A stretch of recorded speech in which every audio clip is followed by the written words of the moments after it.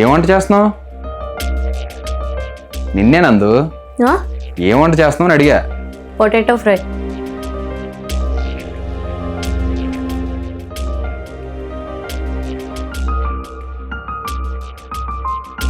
ఏంటంది ఈ కర్రీ మొత్తం మార్చేసావు?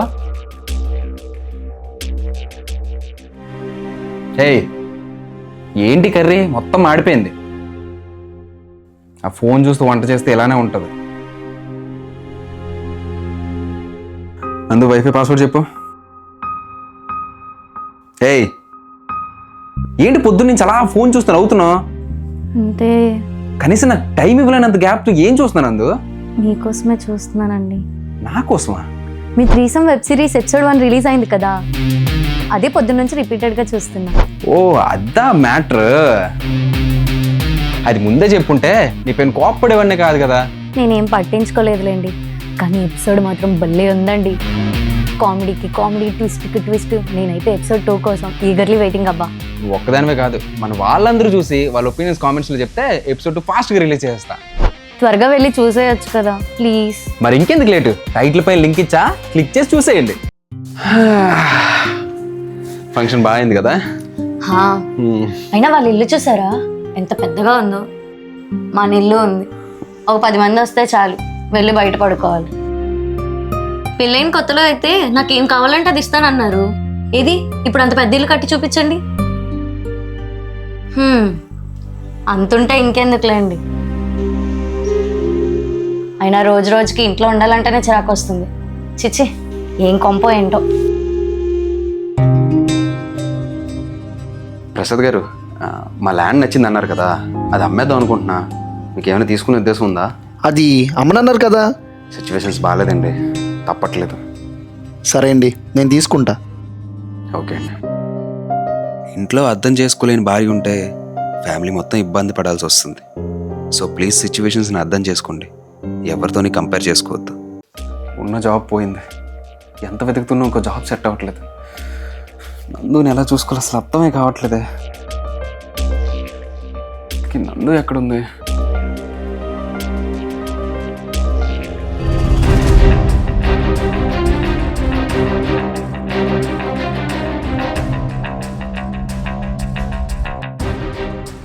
ఎక్కడికి వెళ్ళావు?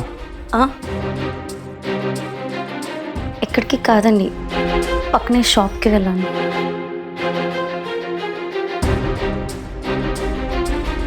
రేపు పక్క కదా. ఎవరితో మాట్లాడుతున్నావు నందు? ఎవరు కాదండి. పొద్దు నువ్వు షాప్కి వెళ్ళావు, బయట ఎవరితో మాట్లాడడానికి వెళ్ళావా? ఇష్టపడి ఇంట్లో వాళ్ళని కూడా కాదనుకుని నేను పెళ్లి చేసుకున్నాను చూడు. ఇలాంటిదాని ఏంటే? అయినా ఎవడేవాడు? మా అన్నయ్య అండి, కాలేజ్ సీనియర్, ఒక సాఫ్ట్వేర్ కంపెనీలో టీఎల్గా వర్క్ చేస్తున్నారు. మీకు జాబ్ సెట్ చేయడం కోసమే తనతో మాట్లాడుతున్నా. పొద్దున్న షాప్కి వెళ్ళి వస్తున్నప్పుడు కూడా తనతో మీ జాబ్ కోసమే మాట్లాడుతున్నానండి. రేపు ఏదోటి కన్ఫర్మ్గా చెప్తానన్నారు, దానికోసమే ఫోన్లో మాట్లాడుతున్నా. మరి ఇదంతా నా దగ్గర దాచడం ఎందుకు నందు? నాకు నా వైఫ్ జాబ్ సెట్ చేయడం ఏంటని మీరు ఎక్కడ డిస్కరేజ్గా ఫీల్ అవుతారో అని చెప్పలేదండి.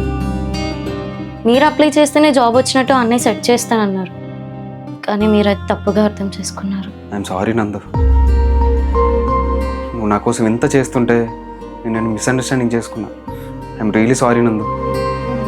నీ సంతోషం కోసం నీ భార్య నీకు తెలియకుండా ఎంతో సపోర్ట్ చేస్తుంది. దాన్ని అర్థం చేసుకోపోయినా పర్లేదు, మిస్అండర్స్టాండింగ్ మాత్రం చేసుకోవద్దు. లేచారా? ఇదిగోండి కాఫీ తాగేసి త్వరగా ఫ్రెష్ అయ్యండి. నేను ఈ లోపు టిఫిన్ రెడీ చేసి ఉంచుతాను.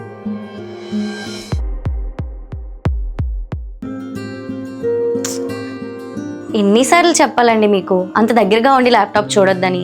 కొంచెం వెనక్కి వెళ్ళి చూడండి. నందు, బయటకు వెళ్ళి చికెన్ తెస్తా. నేను ఆల్రెడీ తెచ్చి వండేసా కూడా. తెచ్చి వండేసావా? నేను వెళ్ళి తెచ్చేవాడిగా. డే అంతా వర్క్ ఫ్రమ్ హోమ్ చేసి మళ్ళీ ఇంటి పనులు కూడా మీరు చేయాలంటే మీకు కూడా కష్టం కదండి, అందుకే నేనే తెచ్చి వండేసా. ఫుల్ అలసిపోయిన రా బాబు, పడుకోవాలి ఇంకా. ఆగండి ఆగండి, ఇదిగోండి మిల్క్ టాబ్లెట్స్. మర్చిపోయారు కదా, అందుకే తెచ్చాను. తాగేసి పడుకోండి. బయటికి వెళ్ళి జాబ్ చేసి సంపాదిస్తే వచ్చే సాటిస్ఫాక్షన్ కన్నా నాకు నా భర్తని హ్యాపీగా చూసుకోవటంలోనే అసలైన సాటిస్ఫాక్షన్ ఉంటుంది. I love my husband. మీకు కూడా అంతేనా?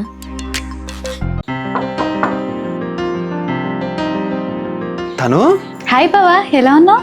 బాగున్నానే, ఏంటి సడన్ సర్ప్రైజ్? చెప్తాలే కానీ లోపల రానిస్తావా? దా ముందు లోపల రా. చెప్పు, ఏంటి సడన్ సర్ప్రైజ్? నిన్నే బెంగళూరు నుంచి వచ్చాను బావా. నిన్ను చూసి చాలా రోజులు అయింది కదా, అందుకే కలుద్దామని. ఇంతకీ నీ పిల్లం ఎక్కడుంది? లోపల ఉంది. ఏం లేదులే, వద్దు వద్దు అన్నా కూడా లవ్ చేసి పెళ్లి చేసుకున్నావు కదా, ఇప్పుడు సరిపోయిందా? ఏమైంది? అమ్మ నాకు చెప్పింది, తనకి పిల్లలు పుట్టరంటగా. అప్పటికి చెప్తూనే ఉన్నాను బావా, నువ్వంటే నాకు ఇష్టమని. ఏరుకోడి మరీ చేసుకున్నావు కదా, ఇప్పుడు అయిందా బాగా? ఏవండి, రెడీనా?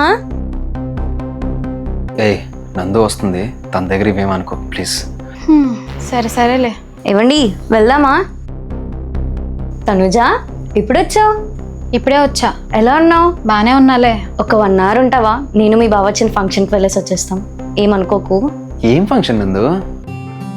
మా ఫ్రెండ్ నవ్య వాళ్ళ పాపది బార్సాల్ ఫంక్షన్ అని చెప్పా కదండి, మర్చిపోయారా? అందరికీ పెళ్ళిళ్ళే పిల్లలు పుడుతున్నారు, మా బావకి ఎప్పుడు ఆ అదృష్టం వస్తుందో ఏంటో. ఏ జన్మలో ఏ పాపం చేసుకున్నాడో మా బావ, ఇలా తల్లి కాలేని దొరికింది. ఏరికోరు చేసుకున్నావు కదా, నీకు ఇలాగే అవ్వాలి బావా.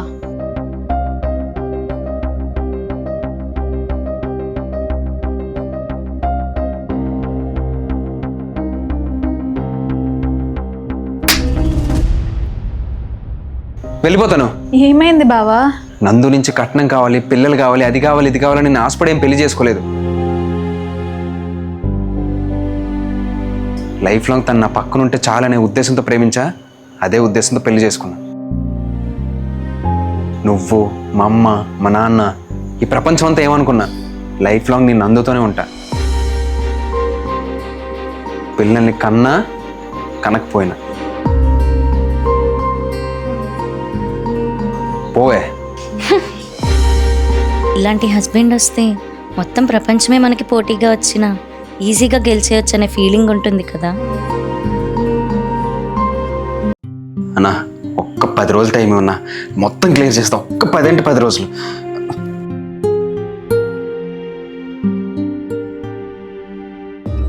ఏమైందండి? మిమ్మల్ని ఏం లేదు నందు, ఎంతమందికి డబ్బులు అడుగుతున్నా సెట్ అవ్వట్లేదే. ఏం చేయాలి ఇప్పుడు? ఇప్పటికైనా చెప్తారా చెప్పరా ఏమైందో? నాన్న అప్పులు చేసి చనిపోయారు నందు. ఇప్పుడు అవన్నీ నా మీద పడ్డాయి. అవన్నీ తీర్చాలంటే ఈ ఇల్లు అమ్మకు తప్పదు. ఇల్లు అమ్ముతారా? మనకున్నది ఈ ఇల్లు ఒక్కటేనండి. తప్పదు నందు.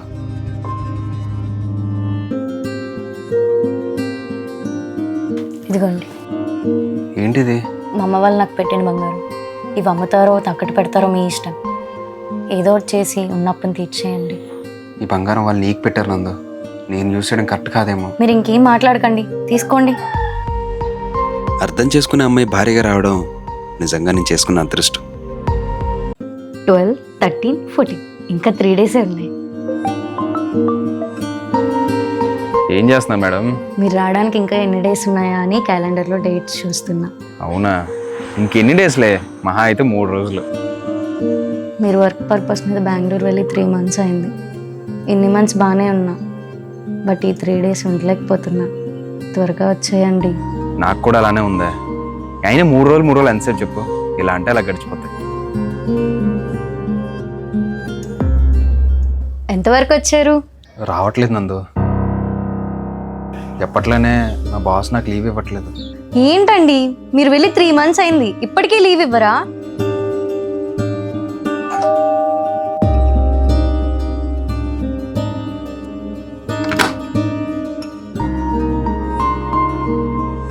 ఇవ్వండి. సర్ప్రైజ్!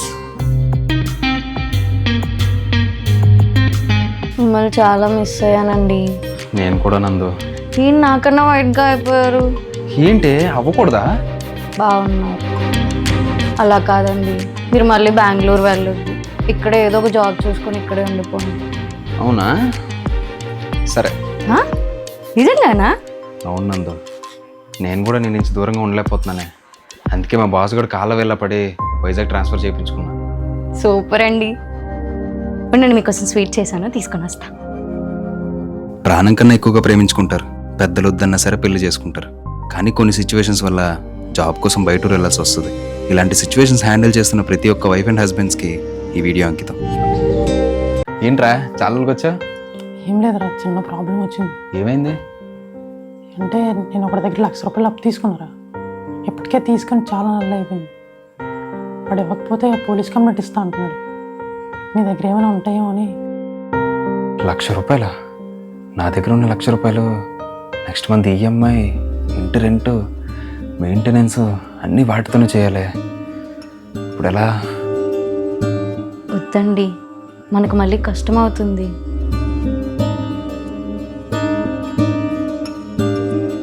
సరేరా, ఇస్తాను.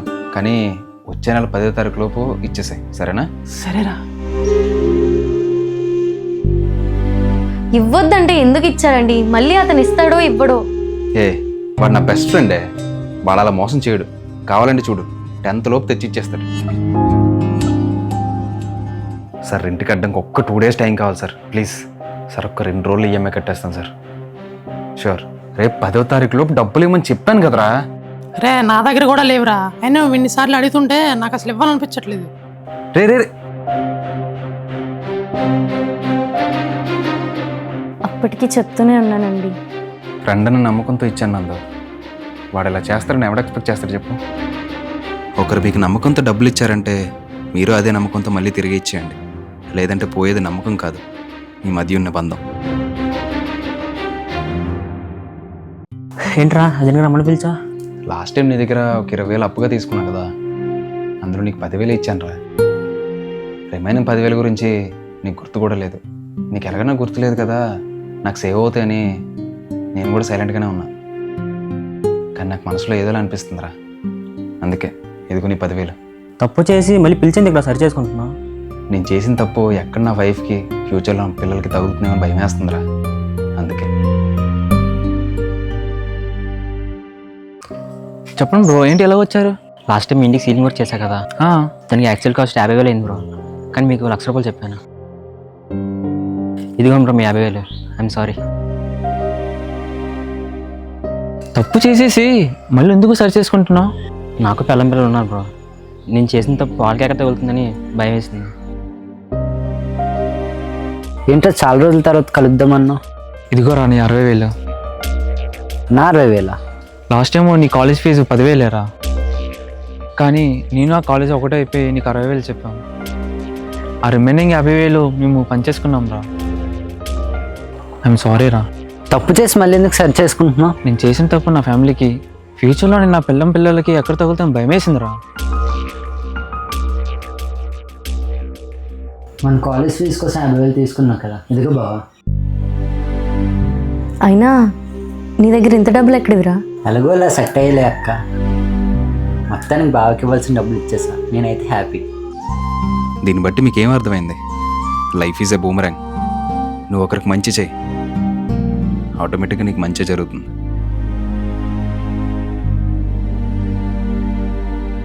ఏవండి, మా తమ్ముడికి ఇంటి నుంచి డైలీ కాలేజ్కి 50 kilometers అప్ అండ్ డౌన్ చేయాలంటే కష్టంగా ఉందంట.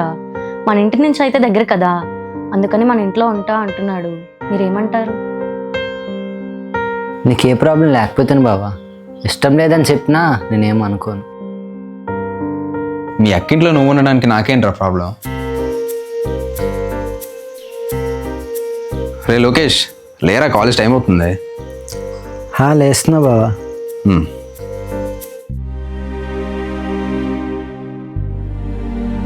అక్క, బావ తిన్నాడా?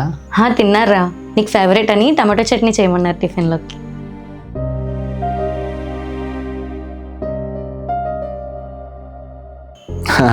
అవునరా. కాలేజ్కి వెళ్తున్నా బావా. ఒక్క నిమిషం. సరేరా. ఇంతకీ డబ్బులున్నాయా? ఉన్నాయి బావా. ఎందుకైనా మంచిది ఈ 500 ఉంచు. అక్క, నువ్వు లవ్ చేసుకొని ఇంట్లో మాట్లాడదామని వచ్చేటప్పుడు మా వాళ్ళు నిన్నో మాట్లాడినారు బావా. ఆ టైంలో నేను కూడా నిన్నెన్నో,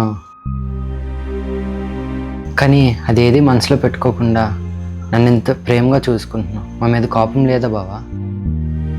ఒకరు నన్ను అన్ని మాటలు అన్నారు, నేను కూడా వాళ్ళని అన్నీ మాటలు అనాలి.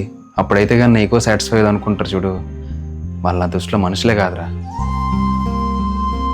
మనుషులు ముఖ్యం అనుకుంటే తప్పును మర్చిపోలే, తప్పే ముఖ్యం అనుకుంటే మనుషుల్నే మర్చిపోలే. కుటుంబం అన్నాక 100 గొడవలు వస్తాయి. అన్నీ పట్టించుకుంటే ఏ ఒక్క సంబంధం కూడా నిలకడగా నిలబడదు.